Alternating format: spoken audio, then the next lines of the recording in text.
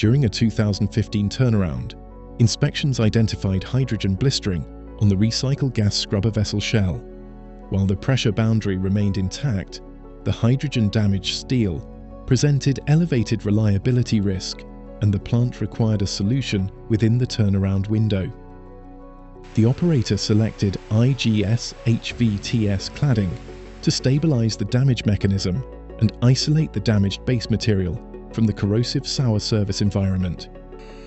IGS executed an emergency HVTS cladding application on the affected area of the vessel, completing the work efficiently within the turnaround schedule with no heat-affected zone and no impact to vessel integrity. The asset returned to service quickly while establishing long-term protection against recurring corrosion and hydrogen damage mechanisms. More than 10 years later, inspection confirmed the HVTS cladding remained in as new condition, with no signs of degradation or performance loss. A 10-year validation transformed an emergency repair into a long-term asset strategy.